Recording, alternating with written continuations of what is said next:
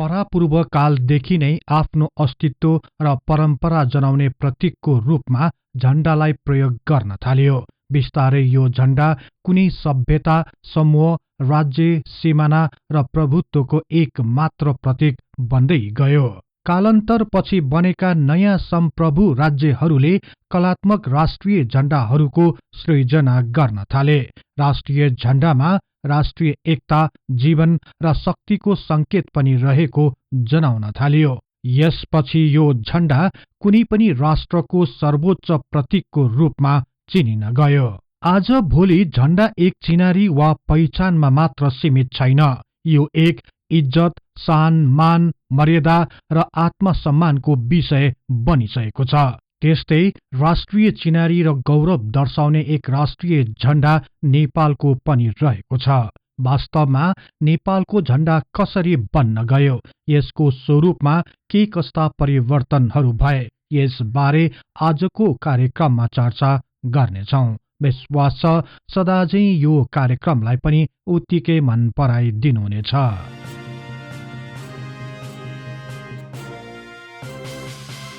विश्व इतिहासमा झण्डाको प्रचलन कसरी सुरु भयो भन्ने बारे त्यति स्पष्ट हुन सकिरहेको छैन।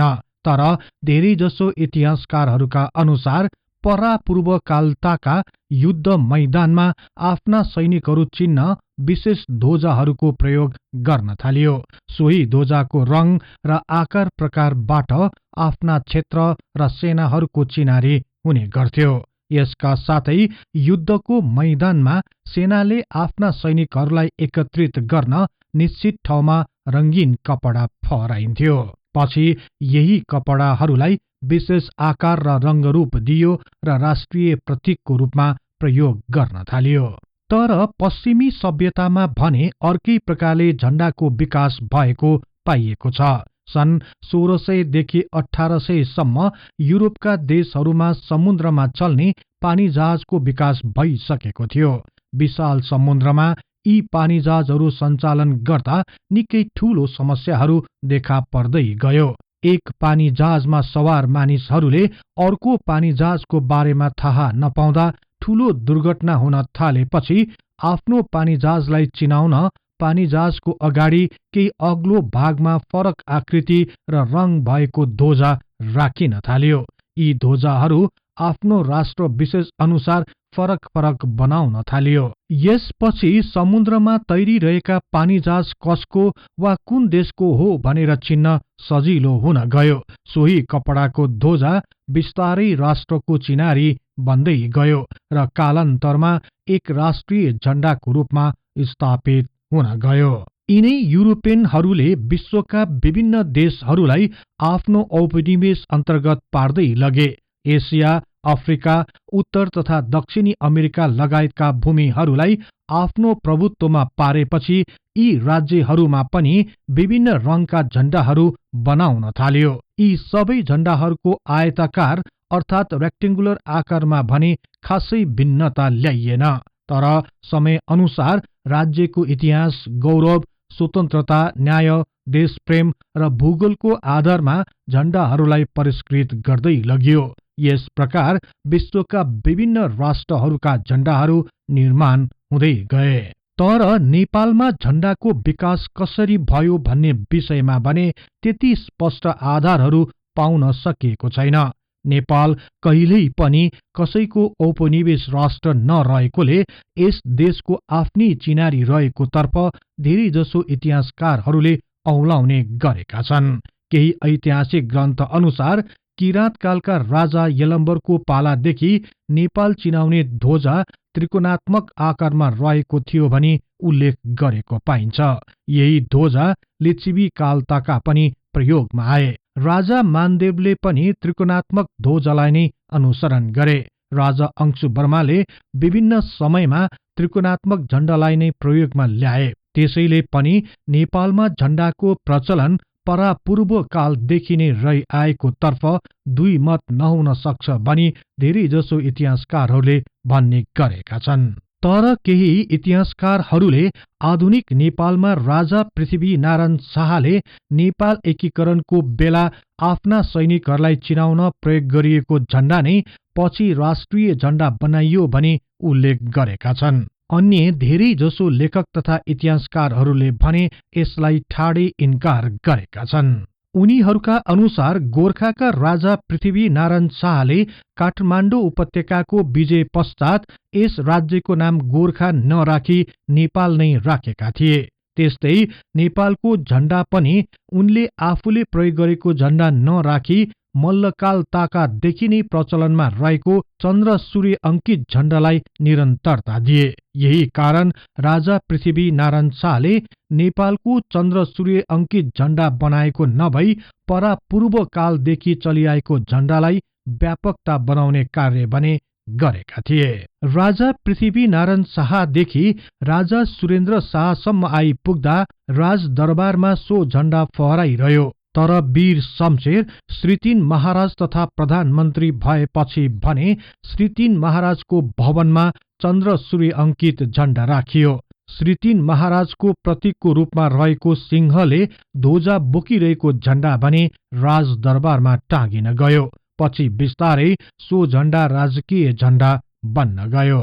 राणाकालको अन्त्य भएपछि नेपालमा प्रजातन्त्र आयो। चन्द्र सूर्य अंकित राष्ट्रिय झण्डामा खासै परिवर्तन भएन, तर यिनीहरूमा एक रूपता भने थिएन। यसबारे एउटा प्रसंग उल्लेख गरिएको पाइन्छ।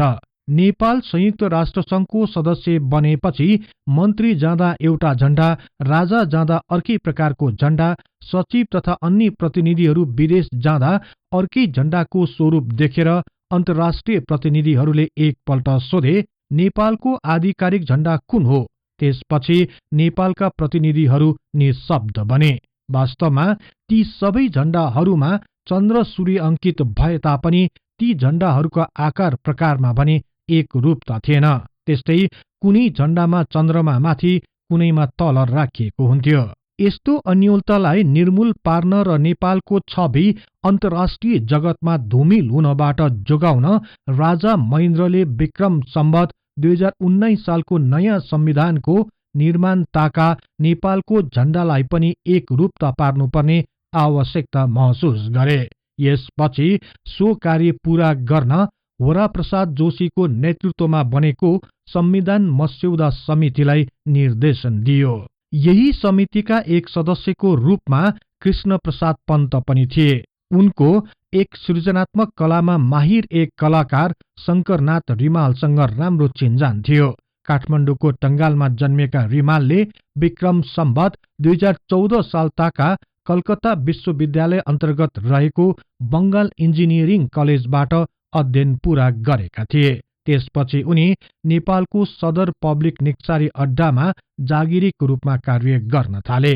पेशाले इन्जिनियर भए तापनि चित्रकलामा उनको निकै रुचि थियो। विक्रम सम्वत 2018 साल वैशाख 1 गते राजा महेन्द्रबाट उद्घाटन भएको राजधानीकै आकर्षक शहीद गेट पनि उनले नै डिजाइन गरेका थिए। त्यस्तै अन्य कतिपय भवनहरूको निर्माणमा उनको प्रमुख भूमिका रहेको थियो। यसैलाई आधार बनाएर संविधान मस्यौदा समितिका सदस्य कृष्ण प्रसाद पन्तले शंकरनाथ रिमाललाई नेपालको राष्ट्रिय झण्डाको अन्तिम रूप दिलाउन अनुरोध गरे। सो चुनौतीलाई शंकरनाथ रिमालले स्वीकार गरे र सोही दिनदेखि नेपालको राष्ट्रिय झण्डाको ऐतिहासिक, धार्मिक तथा वैज्ञानिक खोजमा लागि परे। नभन्दै उनले राष्ट्रिय झण्डाको शास्त्रीय नमुना तयार पारे। सो नमुनालाई विभिन्न प्रकारले व्याख्या गरियो। झण्डामा रहेका हरेक आकृतिलाई ज्यामितीय सिद्धान्त अनुसार सिद्ध गर्ने प्रयास गरियो। यसपछि उनले संविधान मस्यौदा समितिमा आफूले तयार पारेको नयाँ आयामिक राष्ट्रिय झण्डाको स्वरूप प्रस्तुत गरे।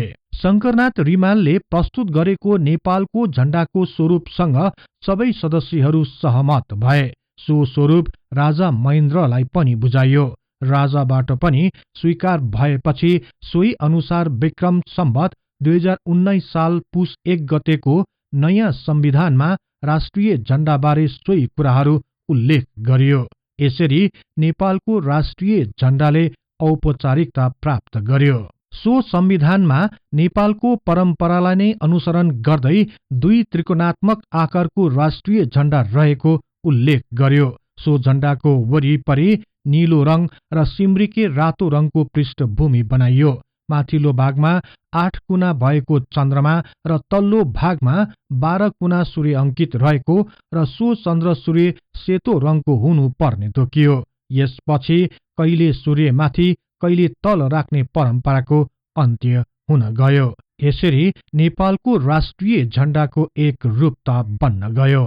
नेपाली झण्डाको विश्लेषण गर्ने क्रममा यो झण्डाको आकार किन त्रिकोणात्मक बनाइयो भन्ने सन्दर्भमा विभिन्न व्याख्या गरिएको पाइएको छ। केही लेखक तथा कलाकारहरूका अनुसार त्रिकोण आकारले पहाडलाई चित्रित गर्दछ।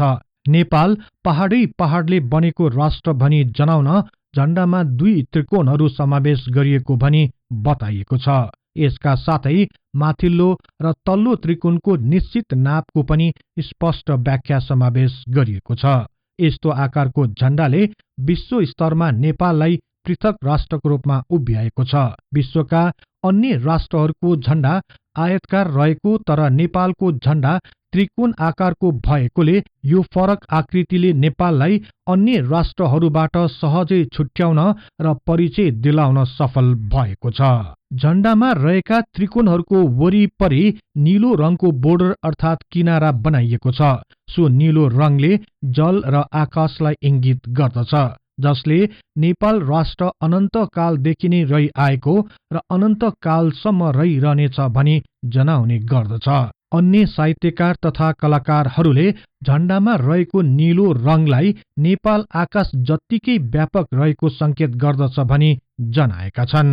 यसका साथै नीलो रङले शान्तिलाई पनि जनाउने भएकोले नेपालीहरू शान्तिमा विश्वास गर्छन् भन्ने प्रदर्शित गर्न सो रङको प्रयोग गरिएको हो भनी बताउने गरिएको पाइन्छ।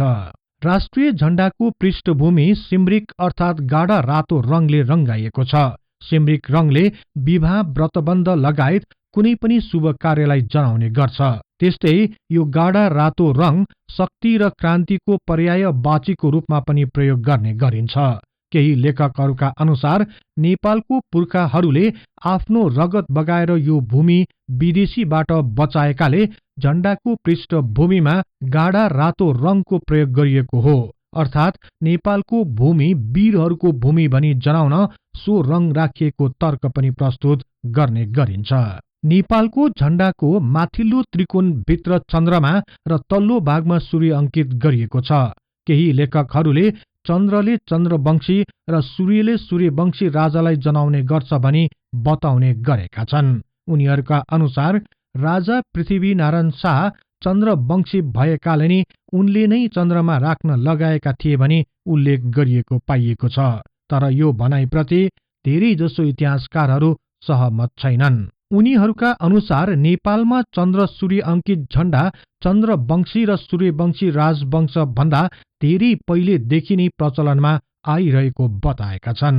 अर्का थरीका अनुसार चन्द्रमालाई करुणाको प्रतीक र सूर्यलाई प्रज्ञा र पराक्रमको प्रतीकको रूपमा मानिँदै आएको छ। प्रज्ञा भन्दा करुणा धेरै महत्वपूर्ण हुन्छ।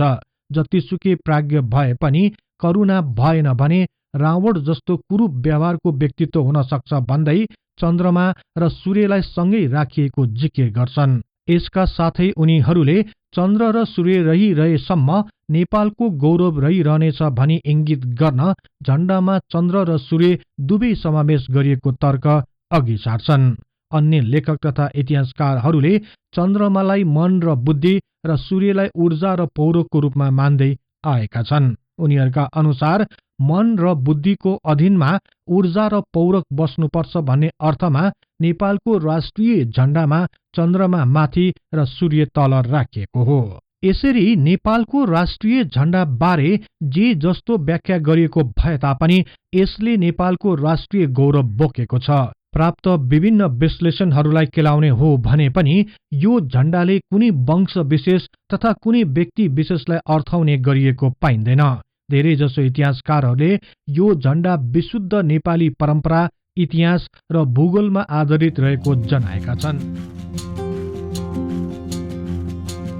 यहाँहरूलाई यो कार्यक्रम कस्तो लाग्यो कृपया कमेन्ट बक्समा लेखी पठाउनुहोला। यस्तै तथ्य इतिहासको लागि हिस्ट्री इन नेपाली च्यानललाई सदैव सम्झनुहोस्। इतिहासको कुनै पनि कालखण्ड बारे तपाईलाई सुन्न र बुझ्न चाहना राख्नु भएको छ भने तल रहेको कमेन्ट बक्समा उल्लेख गर्नुहोस्। हामी सो बारे प्राथमिकताका साथ कार्यक्रम बनाउने नै छौं। जाँदा जाँदै यस च्यानललाई लाइक, शेयर र सब्स्क्राइब गर्दै बेल आइकनमा क्लिक गरी हाम्रो यो तथ्य इतिहासको बारेमा ज्ञान प्रसार गर्ने लक्ष्यलाई साथ दिनुहोस् भन्दै अर्को कार्यक्रममा फेरि भेट्ने बाचा गर्दै अहिलेलाई बिदा हुन चाहन्छु। हवस् त, नमस्कार।